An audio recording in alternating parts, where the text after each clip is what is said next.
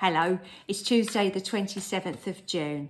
Now I'm going to do a card reading today. I'm going to do a 2-card reading, but I'm going to use my Chakra Oracle cards because they give some kind of interesting readings. So let's just see what they have got today.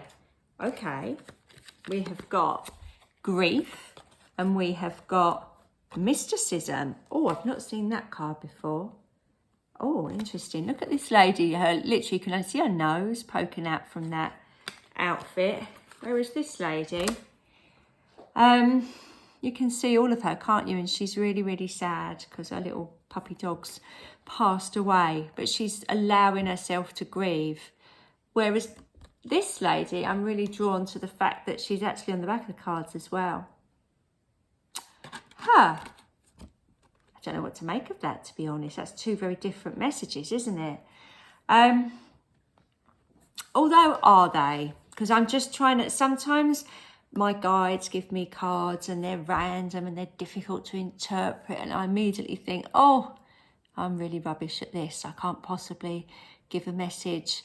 But actually, you just have to sit with it for a little while and just get over that initial panic and have a little look and see what these cards are really trying to tell us. Does that happen to you? Do you? I feel that's almost like the message that sometimes you just have to sit with something really uncomfortable. And grief certainly is one of those things, isn't it? You know, you can't hide from it. If you have ever experienced any kind of grief, you can't, you just can't get away from it. You can bury it, but it doesn't really serve us any good in the end. And I feel like this lady here has got her eyes shut, and you can't perhaps see, but she's just letting the tears fall and just being in that moment where she's grieving for somebody that she cared about. And that can be a pet, that can be a person, that can be a way of life. You know, we can grieve, we can get out of the most horrendous places and still miss them. You know, whether that's a relationship or a job or an old house or something, you know, there's always things that you do miss in your life, and we just have to accept that. And when those feelings kind of come out, it does hit us at the most unexpected times, but it sort of helps us to get through that. So what has that got to do with mysticism? I hear you ask. Well, I do feel sometimes even I feel like this lady is, I mean, she's reminding me of the Death card because he's obviously all cloaked in black, but this is more of a purple. And purple, okay, so I'm starting to get like guides nodding that I'm on the right path now. Purple is a colour that's associated, obviously with like spiritual stuff, your crown chakra and whatnot, but also with remembrance and understanding experiences.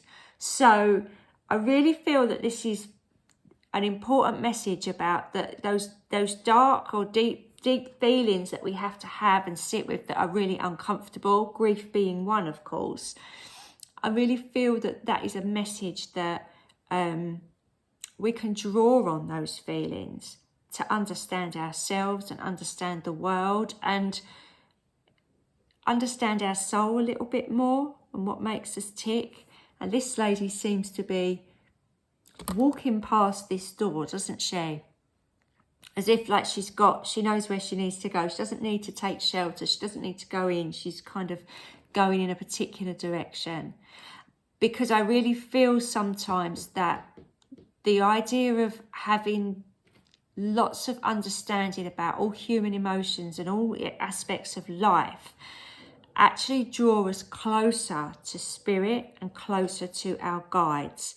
And I'm now being drawn to a memory that I've got of experiencing this. Obviously, I was talking to my mediumship mentor, Lorraine, recently, and I said, now that I've really experienced a real deep loss, because I've lost both my nan and my sister, I can understand why people go specifically to mediums to get a message. Whereas before, I mean, I was very lucky not to have lost anyone apart from lots of doggies, but not to lose anyone close to me right up until my mid-40s. So, you know, how lucky was I? I'm very grateful for that. But of course, I didn't quite get that people felt that there was a big hole, you know, in their lives because they'd lost their partner or, you know, their mother or their child or whatever. And now I've kind of experienced that.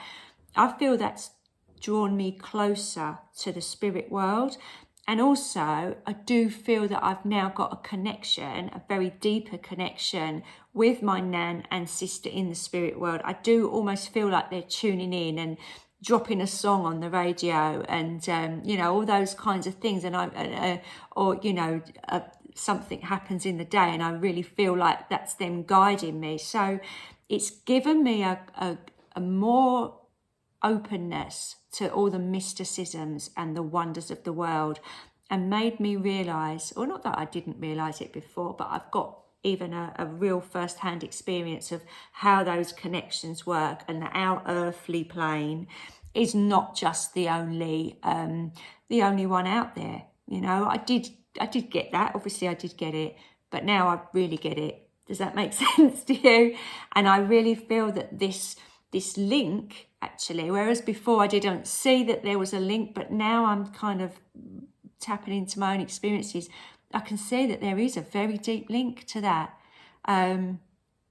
You know, that you might have had somebody that, or you know, it could have been a pet, and suddenly you feel that pet's presence or something. And yeah, I just feel like it's drawing, even though this lady's covered and we can't see her emotions and she's very much hiding herself from the world, I feel like she's going in a direction and learning, and almost on an inward journey. So maybe she doesn't want to show her face and tell the world what's going on in her head or her feelings or her soul, or that she's getting messages or that she's feeling connected to spirit, because maybe people wouldn't understand that.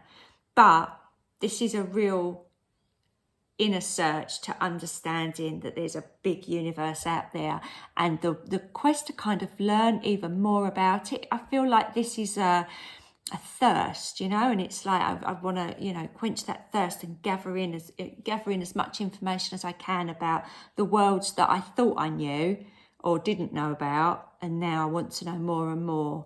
So if there can be a positive side to grief, I feel like that is one of them. And I do hope that if you have experienced this feeling, then you have had that comfort of, you know, knowing the universe is supporting you even in those really difficult times, or maybe even just seeing in those really dark times those beautiful messages and symbols and little lights of hope and love that kind of come to us in our darkest hour.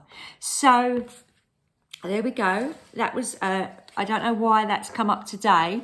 I think the planet Mars is moving into Cancer, so we're doing with lots of Cancer. As we know, it's Cancer season, it's touchy-feely, emotional time. So, you know, it hasn't disappointed, just banging that in there straight away in the first week. So I hope that's helped for you, and I'll be back again tomorrow with another message. Okay, bye for now.